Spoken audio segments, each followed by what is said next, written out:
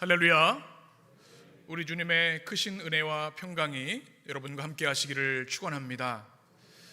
5월 깊어가고 있습니다. 가정의 달인데요, 5월이 되면 저는 가정을 위한 기도를 하나님께 드립니다. 특별히 우리 해림교회 성도들, 하나님 한 가정 한 가정 하나님께서 지키시고 보호하시고 이 어려운 시대를 이길 수 있는 믿음의 힘과 용기를 주시옵소서 기도하게 됩니다. 우리 해림의 가족들을 위해서, 또 믿음의 가정들을 위해서 여러분도 5월에 함께 기도해 주시기 바랍니다. 5월이 되면 또 한 가지 하는 기도가 있는데, 그것은 바로 교회 밖에 있는 가정들을 위한 기도입니다. 이 시대를 우리가 보면, 뉴스를 통해서도 그렇고 매스컴을 통해서 보면 가정들이 얼마나 아파하고 고통하고 있는지를 우리가 몸소 보게 됩니다. 교회 밖에 있는 이 시대의 가정들을 위한 기도도 우리가 꼭 해야 하겠다라는 생각이 듭니다. 여러분도 우리 가족들뿐만 아니라, 우리 교회뿐만 아니라 교회를 넘어 이 땅의 많은 가정들이 우리 하나님의 평화와 복음을 받고 회복되고 믿음 안에 굳건히 설 수 있도록 기도해 주시기 바랍니다. 저는 우리 교회가 우리 교회 공동체뿐만 아니라 이 땅에 많은 깨어진 영혼들, 또 많은 가정들을 품고 기도하는 교회가 되기를 원합니다. 그래서 우리가 이 5월에 품어야 할 분명한 비전과 꿈이 있습니다. 자막에 제가 요약을 해서 보여드렸는데요, 또 한번 보여주시겠어요? 킹덤 메이킹 패밀리입니다. 하나님 나라를 꿈꾸는 가정이 되어야 한다는 겁니다. 그러니까 우리 가정 중심에, 가정이 물론 중요합니다. 그러나 우리 가정만 생각하는, 또 배타적인, 또 이기적인 가족이 아니라 우리 가정을 시작으로 해서 하나님의 나라가 임하고 하나님의 말씀이 이끌어 가시는 가정들이 점점 많아지고 넓어져야 한다는 것입니다. 우리 그리스도인들이 꼭 가져야 하는 것이 이것이죠. 우리 중심, 자기 중심이 아니라 하나님의 관점에서 이 시대의 가정들을 하나님이 어떻게 하길 원하시는지, 우리 킹덤 메이킹, 하나님 나라를 확장하는 그런 믿음의 가정들이 되었으면 좋겠습니다. 예수님께서 마가복음 3장에서 이렇게 말씀하셨습니다. 우리 3장 31절부터 한 절씩 같이, 제가 한 절 여러분이 한 절 교독합니다. 그때 예수의 어머니와 동생들이 와서 밖에 서서 사람을 보내어 예수를 부르니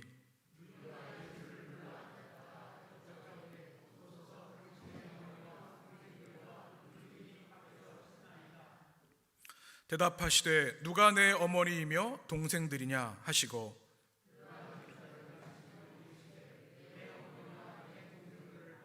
함께 누구든지 하나님의 뜻대로 행하는 자가 내 형제요 자매요 어머니이니라. 아멘.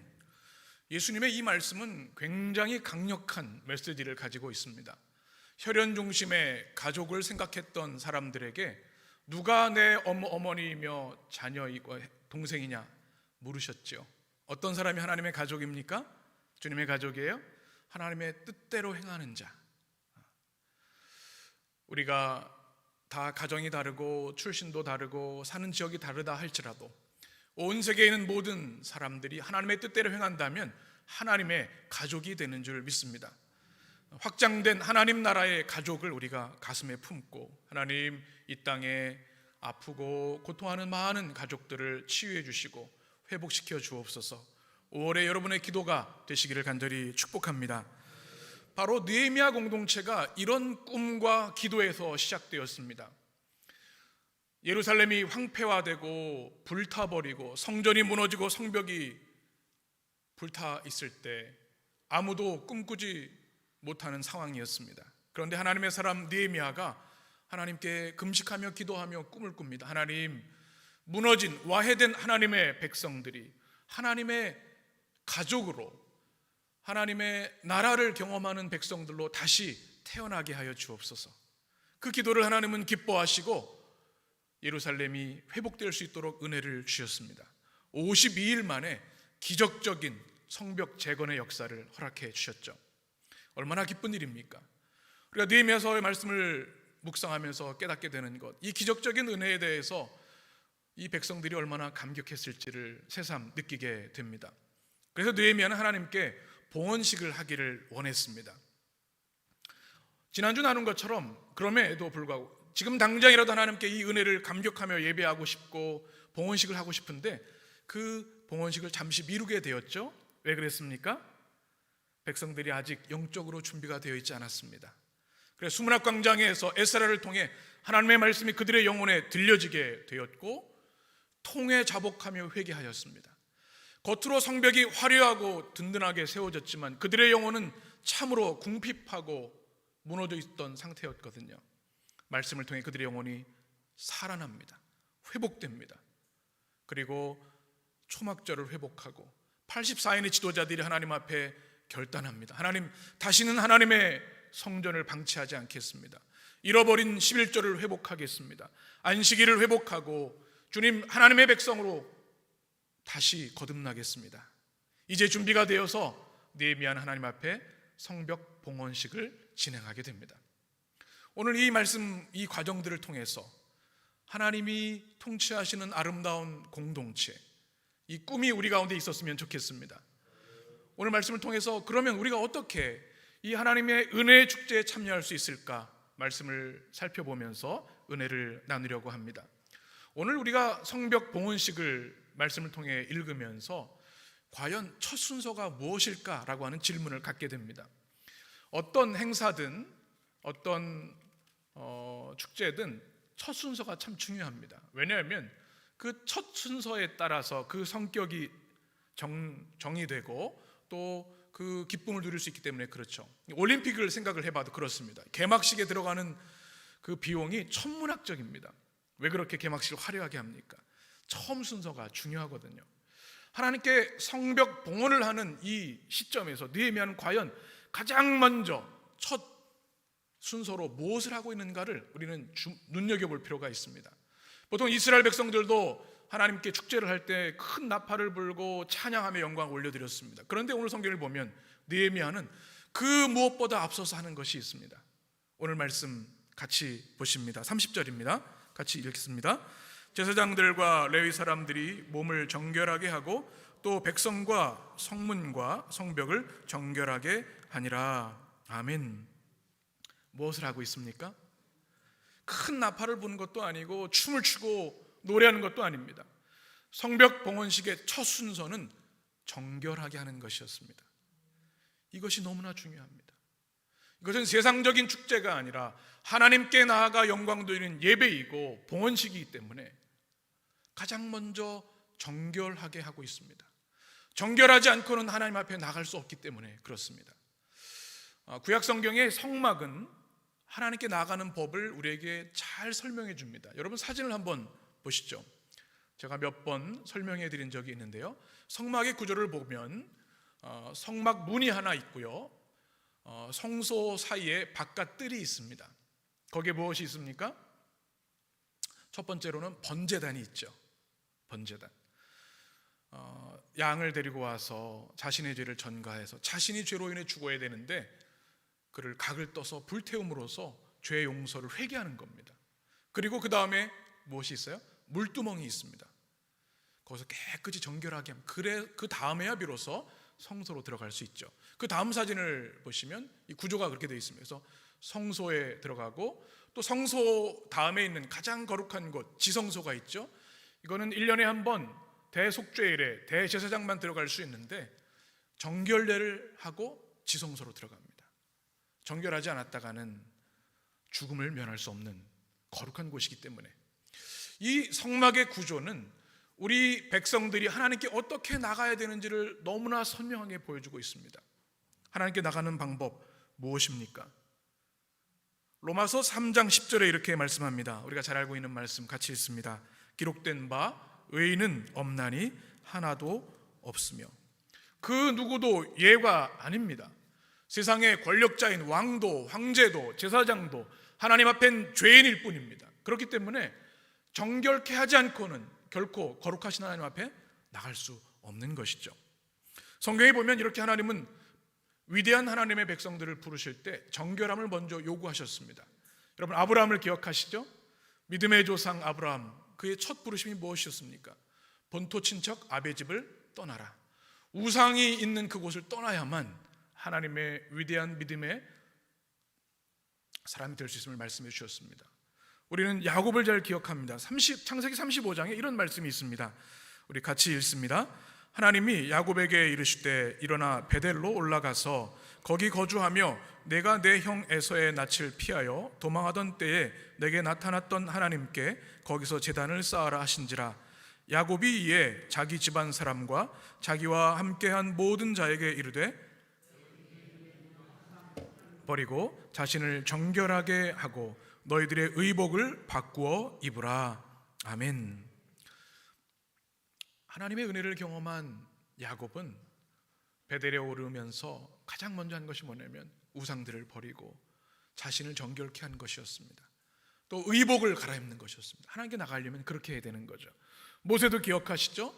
하나님의 임재를 경험했을 때 이곳은 거룩한 것이니 내 신을 어떻게 해요? 벗으라. 그리고 여호수아도 하나님이 약속하신 가나안 땅에 들어가기 전에 그 위험천만한 시간에 다른 것 하지 않고 할례를 행함으로 정결한 백성으로 주님 앞에 결단했던 모습을 기억합니다. 하나님이 요구하시는 것 바로 정결함이라는 사실입니다. 우리 인생에 많은 복들이 있죠. 요즘 코로나 팬데믹 시대를 보면 건강한 것만큼 큰 복이 없는 것 같아요. 건강하지 못할 때가 참 힘들고 어렵지요. 또 경제적으로 안정감이 있다고 한다면 그것도 큰 복일 것입니다. 좋은 관계 가지고 있는 것도 참 큰 축복인데요. 하나님 앞에 가장 큰 축복은 따로 있습니다. 시편 73편 27절 28절의 말씀 같이 읽습니다. 무릇 주를 멀리하는 자는 망하리니 음녀같이 주를 떠난 자를 주께서 다 멸하셨나이다. 하나님께 가까이함이 내게 복이라. 내가 주 여호와를 나의 피난처로 삼아 주의 모든 행적을 전파하리이다. 아멘. 무엇이 복이라고요? 하나님께 가까이 하는 것. 여러분, 이 말씀을 여러분의 마음에 꼭 새기시길 바랍니다. 세상에 부귀 영화가 있고 많은 소유가 있다 할지라도 내가 하나님부터 멀어져 있다면 그것만큼 큰 비극은 없는 것이죠. 비록 내가 고난 가운데 있고 환난과 어려움 가운데 절망 가운데 있다 할지라도 내가 하나님과 가까이 있다면 그것은 최고의 복인 줄 믿습니다. 그런데 주님께 가까이 나가려면 어떻게 해야 돼요? 정결하게 해야 되는 겁니다. 느헤미야가 이것을 알았습니다. 하나님께 나가기 위해서 봉헌식을 하는데 가장 먼저 해야 될 것이 무엇인가? 그는 선명히 알았죠. 오늘 말씀 30절에 보면 정결하게 하고라고 하는 히브리어 성경이 와이타하루라고 하는 단어로 되어 있습니다. 자신의 부정한 것, 더러운 것들을 깨끗게 하는 예식을 행했던 것이죠. 우리 하나님께서 백성들에게 요구하시는 그것은 바로 정결예였습니다. 그래서 그들은 희생 제사를 드리고 또 몸을 정결하게 해서 목욕을 하고 옷을 빨아서 깨끗한 옷으로 갈아입었습니다. 하나님께 나아갈 준비를 하는 거죠. 정결한 백성으로 마음을 다해 주님께 나아가기를 원합니다. 그들의 믿음의 실천을 우리가 보게 되는 겁니다. 이것은 참 우리의 믿음 생활에도 중요합니다. 여러분, 하나님께서 여러분에게 가장 원하시는 것이 무엇일까요? 여러분이 학식이 뛰어난 학자가 되기를 원하실까요? 아니면 큰 역사에 남을 위대한 인물이 되는 걸 원하실까요? 그렇게 돼도 좋겠죠. 그런데 하나님이 원하시는 한 가지, 여러분을 향한 소원 한 가지는 항상 여러분과 함께하고 동행하시는 것입니다. 여러분, 우리 자녀들과 관계에 있어서 생각을 해보면 우리 부모의 소원이 뭐예요? 애들이 잘 되고 그러면 좋겠죠. 그보다 더 귀한 것은요, 늘 같이 있는 겁니다. 하나님의 마음이 다르지 않습니다. 그런데 하나님께 가까이 하기 위해서 필요한 것이 바로 정결함입니다. 베드로전서 1장 15절에 이렇게 말씀하지요. 같이 읽습니다. 오직 너희를 부르신 거룩한 이처럼 너희도 모든 행실에 거룩한 자가 되라. 기록되었을 때 내가 거룩하니 너희도 거룩할지어다 하셨느니라. 아멘. 주님의 명령은 단 한 가지였습니다. 내가 거룩하니 너희도 거룩할지어다. 왜 그렇게 말씀하세요? 우리를 사랑하시고 우리와 단 한순간도 떨어져 있지 않기 위해서, 함께 하시기 위해서 우리에게 거룩을 명령하신 겁니다. 공부를 많이 해서 박사가 되라, 큰 기업을 일으켜라, 그게 아니라 거룩해라.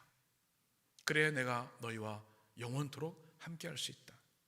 여러분, 이 말씀이 오늘을 사는 우리 그리스도인들에게도 아멘이 되기를 간절히 축복합니다. 우리의 평생 소원 많이 있을 겁니다. 하나님, 내 인생에 이런 것 좀 이루어주세요.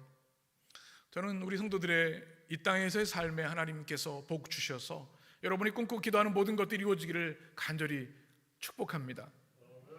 그런데 우리가 품어야 할 더 중요한 기도, 하나님, 정결한 주의 백성 되기를 원합니다.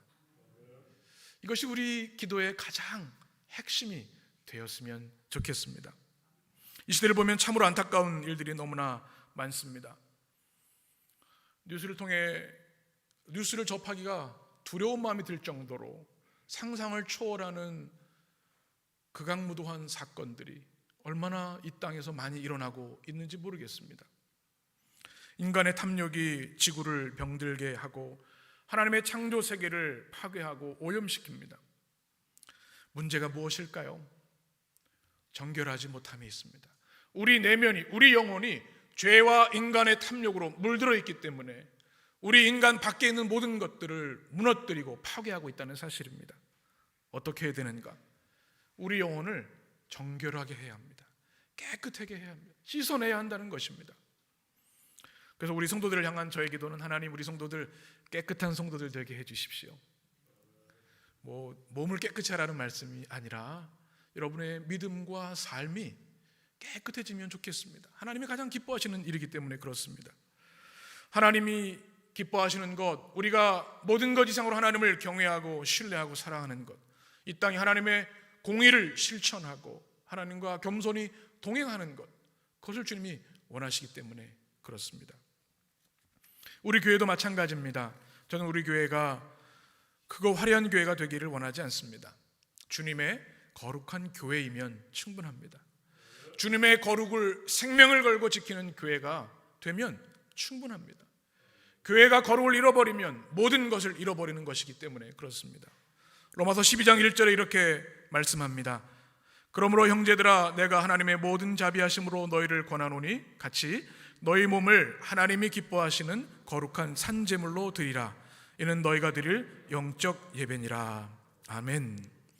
하나님이 기뻐하시는 거룩한 산제물로 여러분의 삶, 또 우리 교회를 주님께 드릴 수 있는 그런 영광과 축복이 있게 되기를 간절히 축복합니다. 거룩이 가장 큰 축복이고 성공인데요, 오늘 성경에 보면 그 거룩의 순서와 범위에 대해서 우리에게 설명해 주고 있습니다. 30절 말씀을 보시면 이렇게 말씀합니다.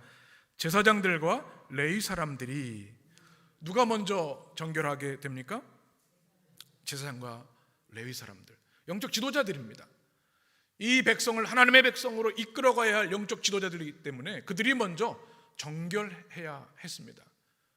또 그들은 성전에서 하나님을 섬기는 일을 하는, 거룩한 일을 하는 사람들이기 때문에 정결해야 합니다. 거룩해야 합니다. 여러분, 이 땅의 목회자들을 위해서, 영적 지도자들을 위해서 그들의 성결함, 정결함을 위해서 꼭 기도해 주시기 바랍니다.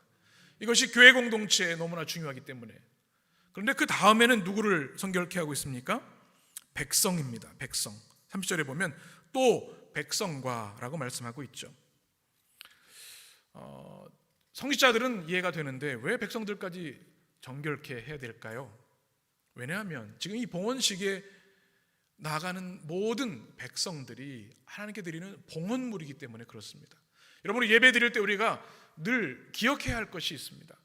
예배를 인도하는 목회자, 집례자만 거룩한 것이 아니라 하나님께 거룩한 산 제물로 드리는 여러분이 하나님 앞에 흠없고 거룩한 제물로 드려져야 한다는 것입니다. 우리가 TV쇼를 보는 것도 아니고 구경하는 것도 아닙니다. 우리 자신이 하나님께 거룩한 산 제물로 드려지기 위해서는 우리가 정결케 되어야 하는 것이죠. 그래서 주님은 그 백성들 한 사람 한 사람 정결케 하신 것이죠. 우리가 중요한 원칙을 기억해야 합니다. 내가 먼저 정결하게 되고 하나님께 내 삶과 내 예배를 봉헌해야 된다는 겁니다. 때로 신앙생활하다 우리에게 유혹이 되는 게 있어요. 우리 교회 보니까 우리 집사님, 누구 권사님, 장로님 그렇게 못하시는 것 같은데 나는 그렇게 꼭 해야 되나? 이게 좋은 신앙의 태도가 아니고요, 유익이 절로 없습니다. 왜 권사님은 저러시고 왜 장로님은 저러시고, 이런 말은 하나님이 기뻐하지 않으시는 거죠. 그 초점은 우리 자신에 맞춰줘야 됩니다. 왜냐하면 하나님은 우리 한 사람 한 사람을 예배로 받기를 원하시기 때문에 그렇습니다. 우리가 바라보아야 할 것은 옆에 있는 사람이 아니라 믿음의 주여 온전케 하시는 예수 그리스도 한 분이기 때문에 그렇습니다. 베드로전서 1장 22절에 이렇게 말씀합니다. 같이, 너희가 진리를 순종함으로 너희 영혼을 깨끗하게 하여 거짓이 없이 형제를 사랑하기에 이르렀으니 마음으로 뜨겁게 서로 사랑하라. 아멘. 영혼을 깨끗이 하고 서로를 뜨겁게 사랑하는 거룩한 정결한 주의 백성들 되시기를 축복합니다. 이제 제사장과 레위인들을 정결케 했고요, 그 다음에 백성들이 정결케 했는데요, 그 다음에 또 한 가지가 남아 있습니다. 무엇일까요? 성문과 성벽입니다. 재미있죠? 아니, 사람을 하나님 앞에 정결하는 것은 이해가 되는데 왜 성문, 성벽 이런 것을 깨끗게 해야 될까요? 레위기에 보면 더럽게 되어진 것, 정결하지 못한 것과 접촉했을 때 성벽도 성문도 정결하게 하는 예식이 있었습니다. 그래서 1차적으로는 그 성문과 성벽을 정결케 하는 의미가 있는데요, 더 중요한 의미가 있습니다. 강력한 하나님의 메시지인데요, 성전, 하나님의 교회만 거룩한 것이 아니라는 말씀입니다. 무엇이 거룩해요?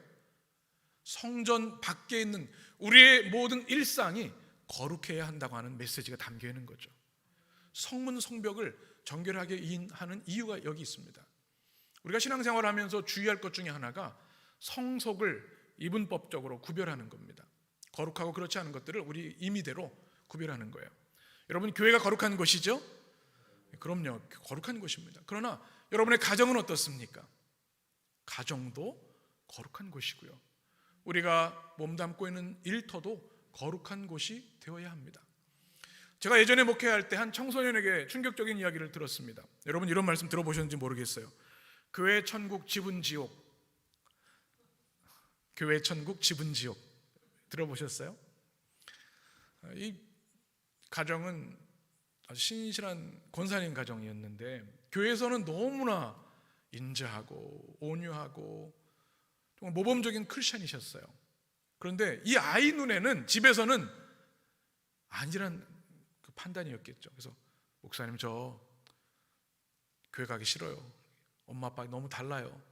교회에서는 거룩한데 집에서는 막 혼내고 때리고 또 부부싸움 하시고 또 성도들에게 보이지 않는 다른 세속적인 모습들을 자녀들이 보니까 교회 천국, 집은 지옥 이렇게 얘기를 하는 거예요. 아유, 가슴 아픈 일이죠. 여러분, 우리 가정이 거룩하고 아름다운 곳이 되어야 될 줄 믿습니다. 그곳에 하나님이 임재하시고 통치하시는 하나님의 영역이기 때문에 그렇습니다. 야곱이 창세기 28장 보게 되면 광야에서 하나님의 놀라운 은혜를 경험하게 됩니다. 우리 성경 말씀 같이 읽겠습니다. 15절부터 한 절씩 제가 한 절 여러분 한 절 교독합니다. 내가 너와 함께 있어 내가 어디로 가든지 너를 지키며 너를 이끌어 이 땅으로 돌아오게 할지라 내가 내게 허락한 것을 다 이루기까지 너를 떠나지 아니하리라 하신지라. 16절 여러분이 읽으시겠습니다.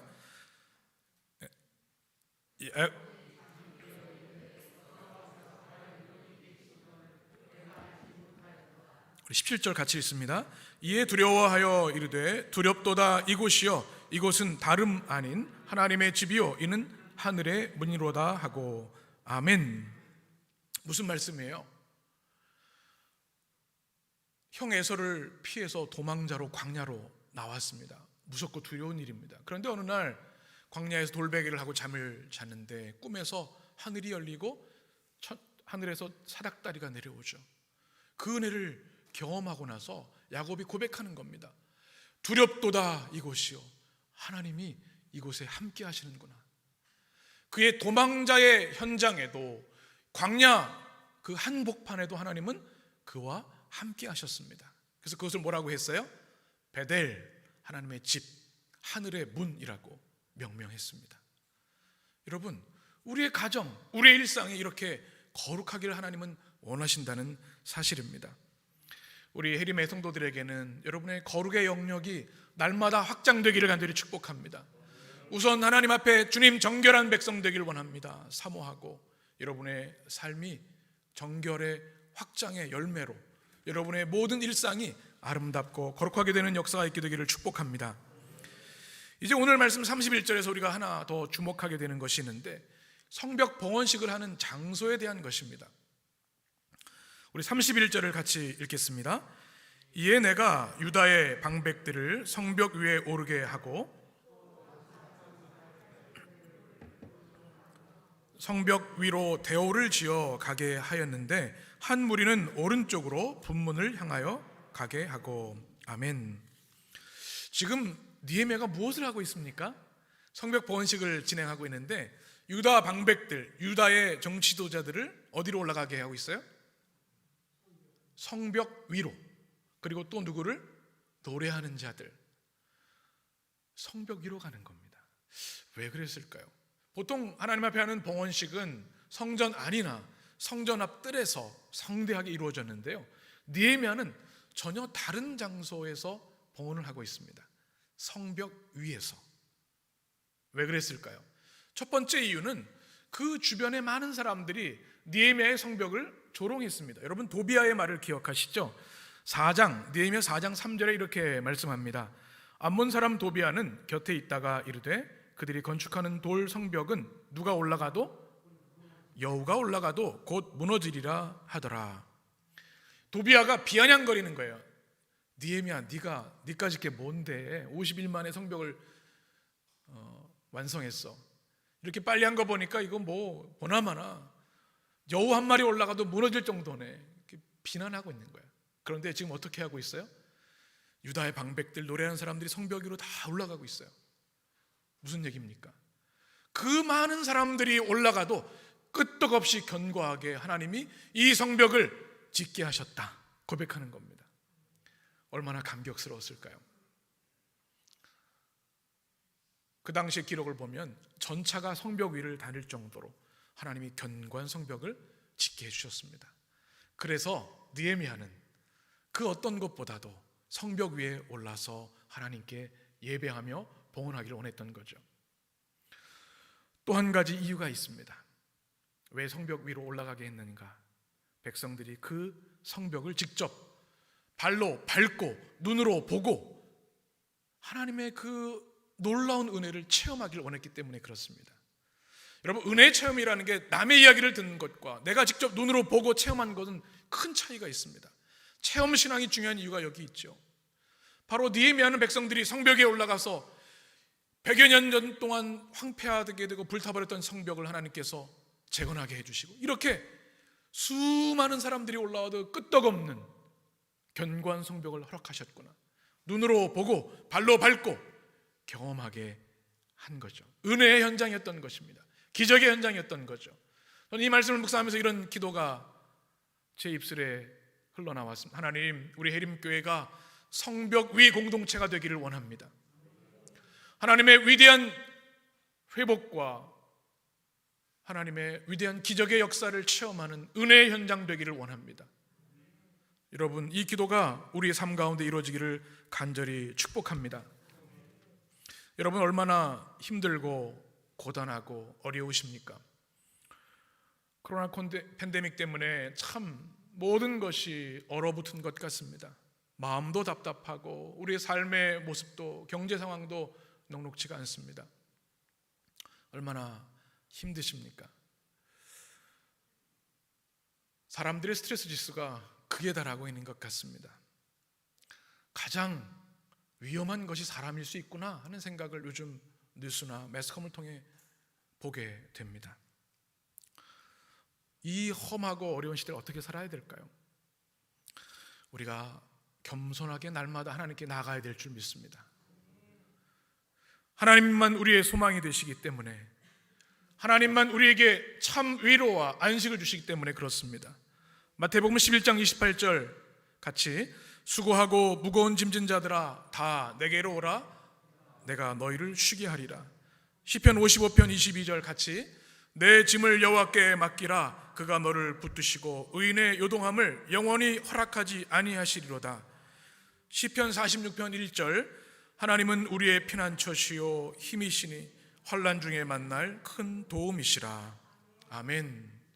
여러분, 이 말씀들에 아멘이 되시길 바라고, 하나님이 어려운 시대에 제가 다른 무엇보다 하나님께 가까이 가기를 간구합니다. 여러분의 기도가 되시길 바랍니다. 이를 위해서 우리가 붙잡아야 할 것이 있습니다. 무엇일까요? 우리 주님의 보혈을 의지하는 것입니다. 제가 좋아하는 찬양, 보혈을 지나라는 찬양인데 가사가 이렇습니다. 보혈을 지나 하나님 품으로, 보혈을 지나 아버지 품으로, 보혈을 지나 하나님 품으로 한 걸음씩 나가네. 존귀한 주 보혈이 내 영을 새롭게 하시네. 존귀한 주 보혈이 내 영을 새롭게 하네. 주님의 보혈을 의지하면 하나님께서 우리를 깨끗게 해주시고 하나님의 그 넓은 품에서 어린아이처럼 기뻐하며 찬양하게 하시는 줄 믿습니다. 시편 30편에 보면 허물의 사함을 받고 자신의 죄가 가려진 자는 복이 있다 말씀하셨습니다. 하나님, 이 은혜를 이 어려운 시대에 우리 모든 성도들이 고백하고 체험하게 하여 주옵소서. 정결함이면 충분합니다. 그것이 우리 인생의 가장 큰 영광이요 축복이기 때문에 그렇습니다. 그리고 성벽 위 공동체처럼 우리는 날마다 매주마다 예배의 은혜 현장에 나와야 되는 줄 믿습니다. 예배는 영적 충전소와 같습니다. 여러분, 에너지를 공급받지 못하면 우리는 하루도 살 수 없지요. 아무리 좋은 자동차도 가솔린이 들어가지 않으면, 기름이 들어가지 않으면 고철덩어리가 되는 것처럼 예배를 통해 하나님 주시는 놀라운 은혜를 공급받아야만 우리는 또 한 주간을 살아갈 수 있습니다. 또 예배는 하나님의 치유의 현장입니다. 우리가 가정에서, 교회에서 영과 진리로 예배할 때 하나님은 우리 가운데 성삼일체 하나님으로 임재하셔서 우리의 마음과 영혼과 육신을 치유하시고 회복하시는 줄 믿습니다. 또 주님은 예배를 통해 우리의 삶을 조율해 주십니다. 여러분, 조율사를 보신 적이 있습니까? 우리나라에 조율의 명장이 있습니다. 사진을 한번 보시면 TV에 한번 나오셨던 분이 이종열 명장이라는 분이시죠. 평생 이 조율하는 일을 하시는데 조율은 예술이다 이렇게 말씀하신대요. 여러분, 가장 듣기 힘든 게 뭐냐면 불효포함입니다. 우리 피아노가 있고 악기가 있지만 음이 안 맞는데 열정적으로 하면 그것만큼 듣기 힘든 게 없어요. 어떻게 해야 돼요? 조율을 해야 합니다.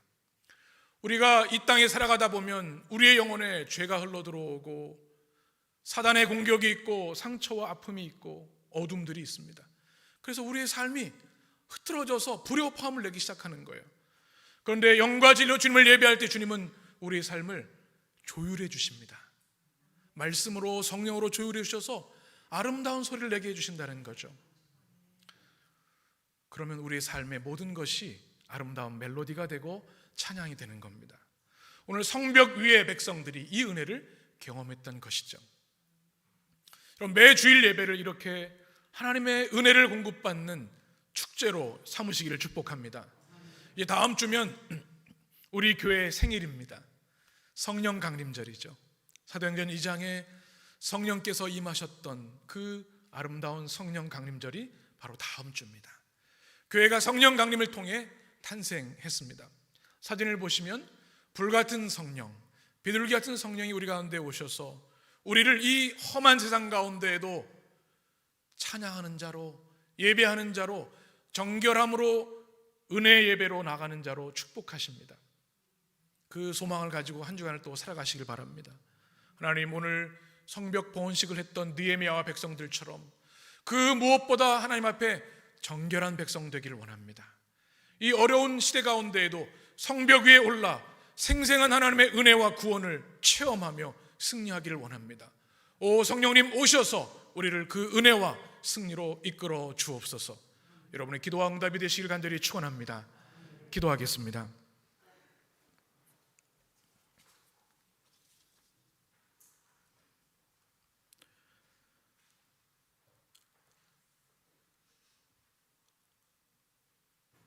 거룩하신 하나님, 그 거룩하심을 기뻐하며 찬양합니다. 주님, 느헤미야처럼 세속적인 축제가 아니라 영적인 축제로 성벽 봉헌했던 그 믿음처럼 우리의 삶 또한 정결함으로 나아가는 은혜의 축제가 되기를 원합니다. 주님의 보혈로 우리의 영혼을 날마다 씻어주시고 정결케 하셔서 은혜의 보좌 앞에 나아가 하나님의 회복과 은혜와 사랑과 우리의 삶을 조율하시는 은혜를 경험하게 하여 주옵소서. 우리 예림교회가 생생한 은혜 축제 되기를 원합니다. 성벽 위에 그 아름다운 예배와 헌신이 우리 교회에 날마다 임하게 하여 주옵소서. 우리 모든 삶이 매주일이 일평생이 아니 천국에서도 영원토록 예배의 축제의 예배가 되도록 인도하여 주옵소서. 험하고 패역한 시대 가운데도 흔들림 없이 오직 은혜로, 말씀으로, 성령으로, 믿음으로, 십자가로 승리하는 성도들, 정결함으로 하나님의 영광과 위엄을 드러내는 성도들로 축복하여 주옵소서. 예수님의 이름으로 기도합니다. 아멘.